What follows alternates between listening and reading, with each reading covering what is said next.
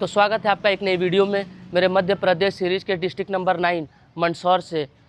और आज हम आ गए हैं मंदसौर में एक ऐसे मंदिर को एक्सप्लोर करने के लिए जहां पर देश के कई वीआईपी और वीवीआईपी लोग भी आ चुके हैं।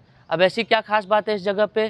तो इस जगह पे एक ऐसा पशुपतिनाथ जी का शिवलिंग है जो कि अष्टमुखी है, और उस शिवलिंग को कोई आर्टिफिशियली नहीं बनाया गया है।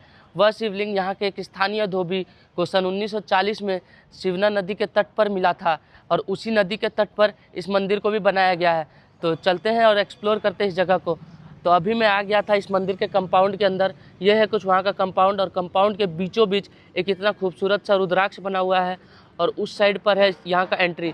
चलते हैं मंदिर के अंदर और एक्सप्लोर करते हैं इस जगह को। यहाँ से मंदिर का एंट्रेंस स्टार्ट है, और ये कुछ यहाँ से रास्ता जाता है। चलते हैं मंदिर के अंदर। उस प्रवेश द्वार से एंट्री लेने के बाद सबसे पहली चीज़ जो आपको दिखेगी वो है ये फ़ोटो गैलरी।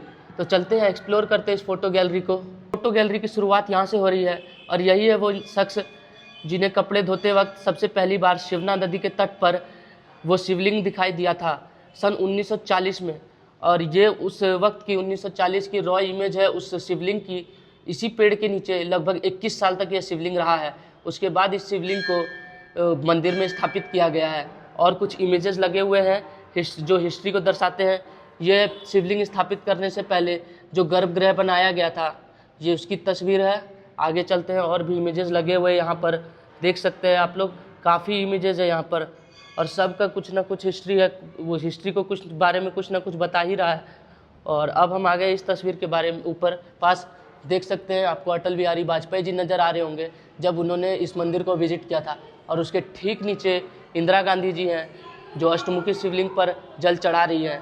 और आगे ये अष्टमुखी शिवलिंग, सामने एक और तस्वीर, और ये इस मंदिर में एक सहस्त्र शिवलिंग है, देख सकते हैं आप। ये भी आगे चलकर हम देखेंगे अभी अंदर में। ये अष्टमुखी शिवलिंग डेकोरेट करने के बाद और अष्टमुखी की तस्वीरें हैं, और ये फिर से सहस्त्र शिवलिंग, और ये मंदिर का कुछ इमेज। उस फोटो गैलरी से थोड़ा आगे आते ही हमें ये दीवार दिखी है जिस पर गणेश जी शिवलिंग के साथ बैठे हुए हैं, और उसके ठीक बगल में इस एक और दीवार पे फ़ोटो बनी हुई है जिस पे शिव जी नंदी महाराज जी के साथ बैठे हुए हैं। और उसके सामने बिल्कुल आप देख सकते हैं एक घंटा दिख रहा होगा आपको। उस घंटे की भी बहुत अहमियत है यहाँ पर। तो उसकी अहमियत क्यों है, चलते हैं घंटे के पास। तो इस घंटे की इतनी अहमियत इसलिए है क्योंकि जब ये डिसाइड किया गया कि उस शिवलिंग को अब मंदिर में बैठाया जाएगा, तब यहाँ के श्रद्धालुओं भक्तों ने बोला कि हम भी मंदिर को कुछ गिफ्ट करना चाहते हैं, कुछ दान में देना चाहते हैं।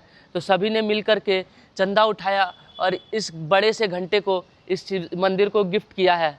अभी हम आ गए हैं सहस्त्र शिवलिंग के बाहर, और सहस्त्र शिवलिंग के बाहर ये नंदी महाराज जी विराजमान है, और अंदर ये सहस्त्र शिवलिंग है। यही वो शिवलिंग है जिसकी तस्वीर मैंने वहाँ पर आपको दिखाई थी। उसके बाद सामने बिल्कुल ये शिवना नदी बह रही है। चलते हैं और शिवना नदी के भी व्यूज़ देखते हैं। बहुत सुंदर नदी है ये, और इसमें नहाने से आपके पाप धुलते हैं, ऐसा माना जाता है।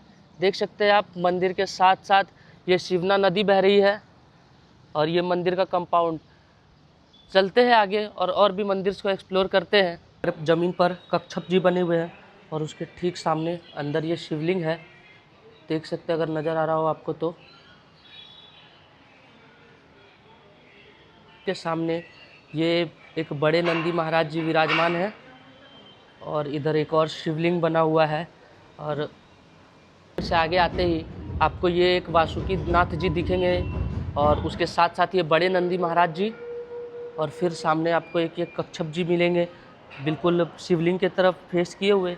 और ये है वो अष्टमुखी शिवलिंग जो यहाँ पर बहुत ही ज़्यादा फेमस प्रतिमा है पूरे मंदसौर में। इसके लिए लोग दूर दूर से आते हैं यहाँ पर दर्शन करने के लिए। यही वो शिवलिंग है। अंदर से तो वीडियो नहीं बना सकते, अंदर जाना मना है, मगर जूम करके आपको जितना दिखा पा रहा हूँ वही है ये। चलते हैं इस जगह से आगे। तो अभी मैं आ गया हूँ उस अष्टमुखी शिवलिंग से थोड़ा दूर पे, और आप देख सकते हो मेरे पीछे ये शिवना नदी बह रही है, और इसी नदी के तट पर उस धोबी को पहली बार ये अष्टमुखी शिवलिंग मिली थी। मंदिर में आपको एक और भी बहुत इंटरेस्टिंग चीज़ मिलेगी। देख सकते हैं आप, यहाँ पर एक कछुआ बना हुआ है, और ऊपर एक पहाड़ सा। ये समुद्र मंथन के टाइम को दर्शाने के लिए बनाया गया है।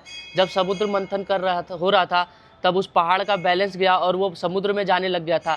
तब विष्णु जी ने कछुए का रूप लेकर इस बड़े से पहाड़ को अपनी पीठ पर बैलेंस किया हुआ था पूरे समुद्र मंथन के समय पर। ये पूरा आर्किटेक्चर उसी को दर्शा रहा है। ये पूरा अष्टमुखी शिवलिंग के बाहर एक कंपाउंड बना हुआ है मंदिर के अंदर। देख सकते हो वहाँ एक और मंदिर है, चलते हैं उस मंदिर के पास। कि राम जी, लक्ष्मण जी और सीता जी के लिए एक मंदिर बनाया हुआ है जो कि काफ़ी खूबसूरत लग रहा है। तो दर्शन कीजिए, साथ में बजरंगबली भी है, दर्शन कीजिए और चलते हैं यहाँ से। आगे एक और मंदिर है, उसमें चलते हैं और वहाँ के भी दर्शन करते हैं और आपको भी करवाते हैं साथ ही साथ। आगे उस मंदिर के बाहर और ये कुछ हनुमान जी का मंदिर बना हुआ है। आशीर्वाद लीजिए हनुमान जी से और चलते हैं इस मंदिर से भी आगे। के मंदिर के ठीक सामने ये कुछ फ़ोटोग्राफी वगैरह के लिए जगह बनाई हुई है। इन सब चीज़ों के साथ आप जाकर के फ़ोटो वगैरह खिंचवा सकते हैं। और इधर से बाहर जाने का रास्ता है, तो चलते हैं बाहर। रास्ते में कुछ ये फ़ोटो खिंचाने की, बैठने की, आराम करने की जगह मिलेगी। और यह है बाहर का गेट। तो चलते हैं बाहर, जाते ही हम बाहर के कंपाउंड में पहुंच जाएंगे। हम आ गए वापस से मंदिर के कंपाउंड में और मेरे पीछे आपको बहुत सारी दुकानें दिख रही होंगी। एक बार कैमरा पीछे करता हूँ, देख सकते हैं आप यहाँ पर खूब सारी दुकानें। आपको अगर कुछ सामान खरीदना है, आपको हर चीज़ें मिल जाएंगी यहाँ पर पूजा के लिए, या कुछ थोड़ा बहुत मंदिर का शॉपिंग करना है उसके बाद। तो ये है वो, और ये है पूरा यहाँ का सुंदर सा कंपाउंड। चलते हैं, कुछ कंपाउंड में भी अच्छी जगह होगी तो दिखाते हैं आपको। हम अभी आ गए एक दीवार पर और यहाँ पर पूरी हिस्ट्री लिखी हुई है मंदिर की। अगर आओ पाओ तो आराम से यहाँ पर बैठ कर रुक कर इस पूरे मंदिर की हिस्ट्री पढ़ सकते हो।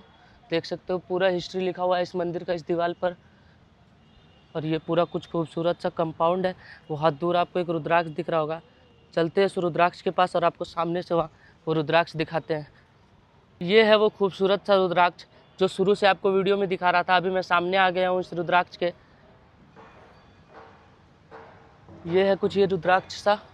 ये मंदिर के अंदर ही एक शौचालय भी बना हुआ है और सामने वो हाथ पैर मुंह वगैरह धोने के लिए खूब सारे नल बने हुए हैं उस कंपाउंड के अंदर। और इधर दीवार पे कुछ कारीगरी, साथ में कुछ खूबसूरत बीच बीच में खंबे बने हुए हैं। ये ज़मीन बिल्कुल सुंदर है और वहाँ पर हमने अपना बैग रखा हुआ है।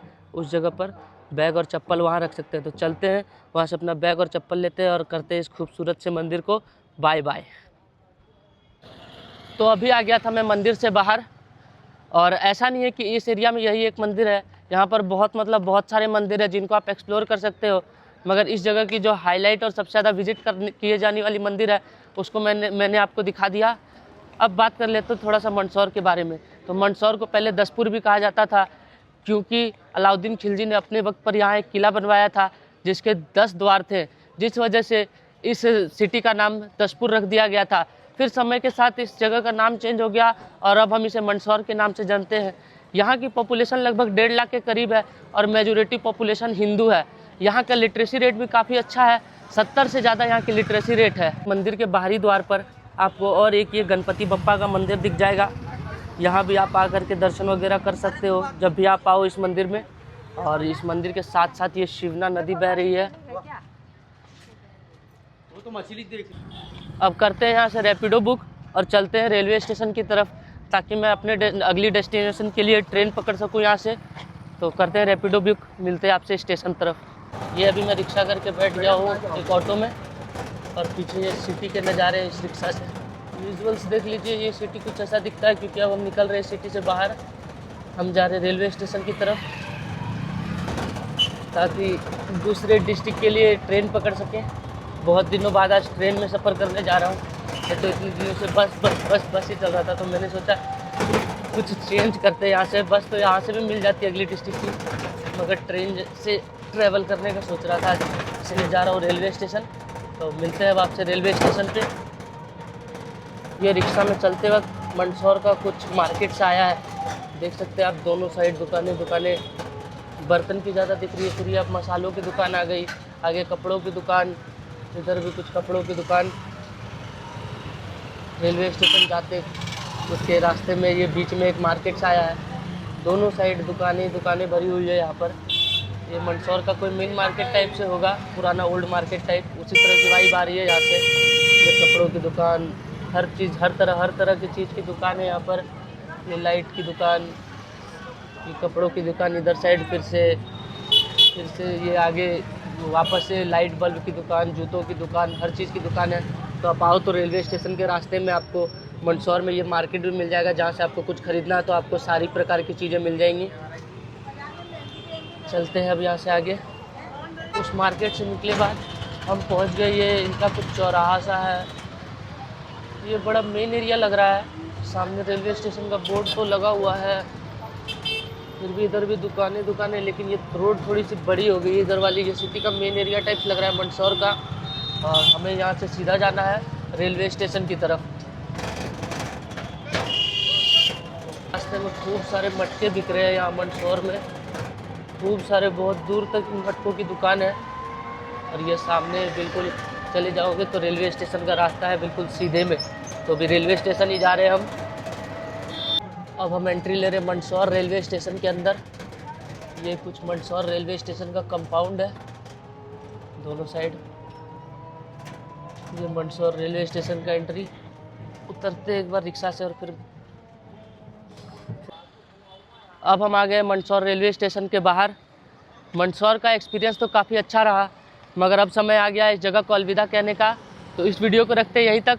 मिलते हैं आपसे अगली वीडियो में किसी नई डिस्ट्रिक्ट से। तब तक के लिए बाय बाय।